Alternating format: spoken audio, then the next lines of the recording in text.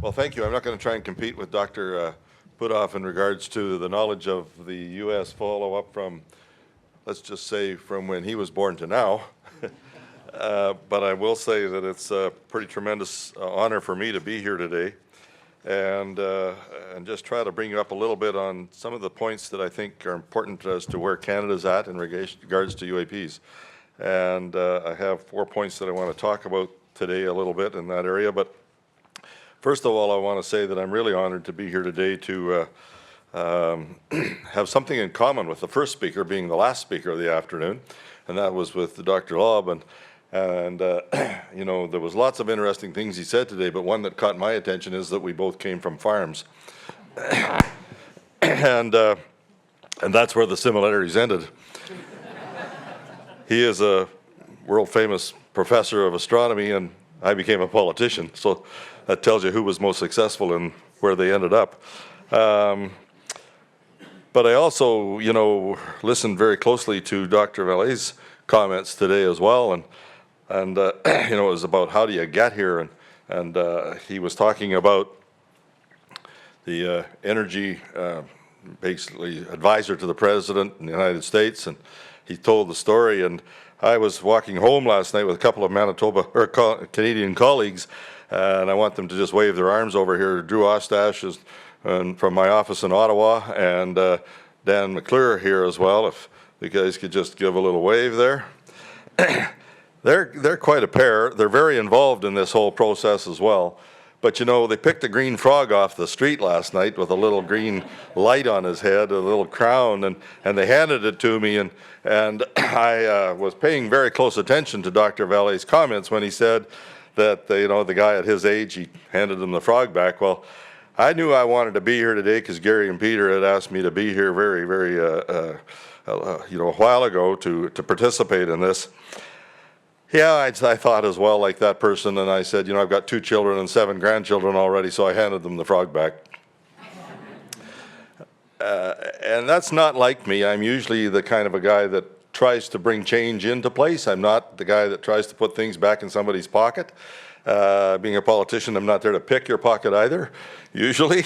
I try not to, but to make change, and that's what I've been involved in pretty well all of my life, is to look at the opportunities for change that take place. So I want to commend this All Foundation here for the work that they're doing, the papers that the reports that they will publish and bring out for the attention to this subject. And partly that's why I'm here today, is to let you know how we're trying to progress in Canada to make it more public there as well. There's 4 areas I want to talk about, and then one of them is what our politicians are thinking about this issue. What can be done in the Canadian Parliament, and are politicians even paying attention to UAPs, and what should politicians be thinking about if they're not already. So I think those are some of the keys that I wanted to address. And so these conversations and sharing of ideas like we're having at this conference will help governments wrap their minds around this, and I look forward to as I said, the policy papers that Saul will put out for this. It's encouraging to see people coming together in forums like this to even talk about these things, to pool their talent and minds, and the more people we can get working together on these topics, the better. Well, and being a politician, I can honestly say that politicians are usually, maybe I might set myself aside from this one a little bit, inherently adverse to risk. So when I see a politician in Congress or somebody in the world who is at least willing to ask questions, then I think they should be applauded. And I commend all of you as leaders for being here today at this session. And I would encourage you to go home and find people who, even if they're remotely interested in this topic and they've got someone in their area or region that's speaking out, to take a couple of minutes and write that person a note and say thank you for speaking out and thank you for what you're doing to move this whole topic forward. It is a nonpartisan issue, as I think Dr. Putoff has just pointed out, and I think it should remain that way. I've tried to do that in the Canadian Parliament as well, but everyone does deserve honest answers, and now we got to figure out the best way that we can find out what they are. So for those who have been following this issue for years, this might sound a little boring, but For those who work in government, it's really key. It's a key topic. We must ask the simple question of who should take the lead. How do we get this information out there?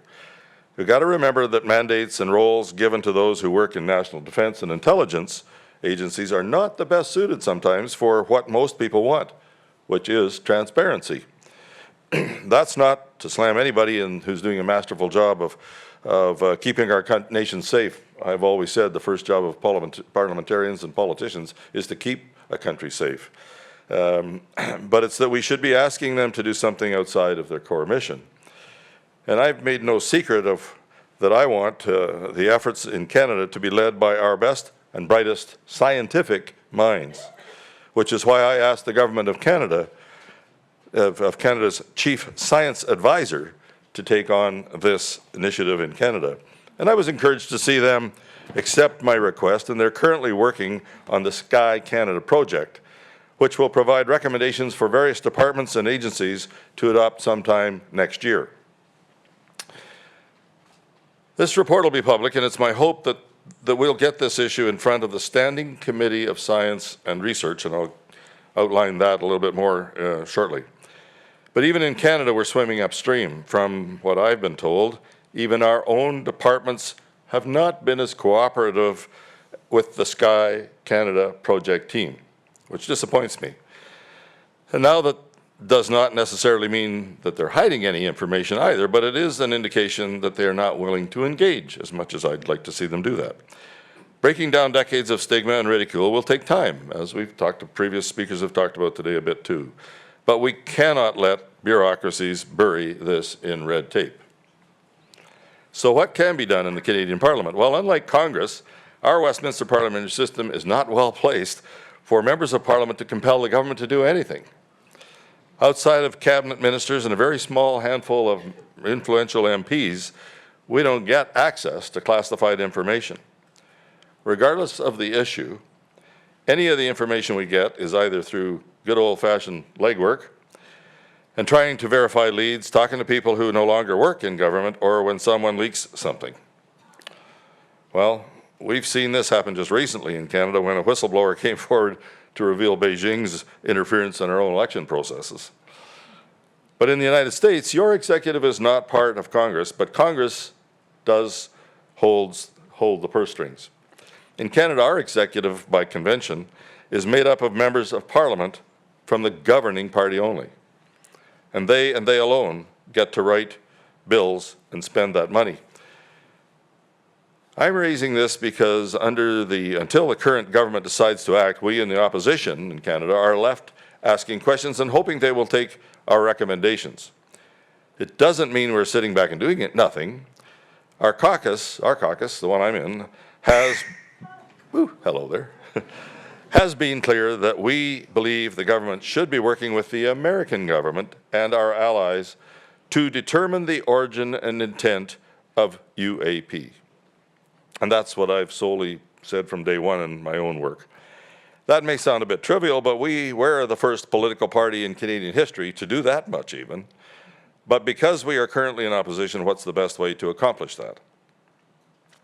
Well, the first is to get the Chief Science Advisor's report tabled in Parliament, and then a parliamentary committee to conduct a thorough and proper study. Now, I'm not talking about a one-off meeting. I'm talking about bringing researchers, government officials, scientists particularly, and doing our best to compel those who know a lot more about the information than we do to reveal what they legally can to our parliamentary committee. I also believe Canada's Auditor General can play a massive role in doing a deep dive into the government's records and determine if proper procedures were used and money is spent effectively. In Canada, the Auditor General is held in high esteem, and they would be the best placed to do that sort of work. And make no mistake, what is happening in Congress is being watched by interested members of Parliament and our Canadian Chief Science Advisor's Office. Any momentum or breakthroughs in getting information varied and revealed will help not only our Canadian efforts, but it'll provide the necessary political cover, so to speak, for other politicians to kickstart their own conversations in their own countries. The onus is on politicians to have a realistic plan and start laying the groundwork to implement it. So as to whether they're paying attention to UAPs or not, to date, people are not banging down our doors, as I heard earlier here from Stephen, I believe, that to demand UAP transparency. And there hasn't been a compelling enough narrative to get most politicians to act and demand answers from their governments. Outside of the United States, even with David Grush's testimony and the previous statements by Arrow and UAP Task Force, there still isn't anything concrete for most politicians to grab onto. And outside of Congress, I haven't seen a coherent ask of their governments. While it's good to ask the honest and transparency, for transparency and honesty without a logical and reasonable process to get there, it will fall on deaf ears if we don't have that. Let's face it, we're dealing with the unknown. No one knows what the conversation and landscape will look like if there is a formal recognition from a credible government source that they are in possession of unknown material or technology. If that moment comes, it is imperative that we start thinking about what sort of policy response that we want from our governments. Having those conversations now will help decrease the confusion and tension in the future and later on. So what should politicians be thinking about? Well, in closing, I'd say that as of right now, there's 3 or 4 things that I want to mention. The number one issue is we need to be thinking about what is the process that would be the best way to declassify information and reveal it to the public, and we've had some discussion about that today, and Hal pointed that out very clearly. We know the White House has laid out their plan with the Schumer Amendment, which is to assemble a panel of individuals who will then determine what information should be held back. And I believe it was done to take the pressure off the president and have an arm's length process. If the legislation passes, and when we find out who the president nominates to the panel, it'll be a good indicator whether the Biden administration wants to go down in history as those who brought this information to light. And a little bit lighter here, anyone who thinks they're putting an economist and a socialist on a panel to reveal prosaic information is kidding themselves and has terrible analytical skills. Secondly, I'd say another question we must be asking ourselves is how do we collaborate with our allies? And how do we ensure our adversaries don't get access to sensitive information? A bit of what we've talked about today here as well. This will be a huge challenge as we do not exactly know what information is currently being kept secret. I do not think anyone is expecting any government to reveal sources and methods, let alone anything that could potentially help our adversaries. But we also do not exactly know how information is currently being shared among our allies and who is brought up to speed.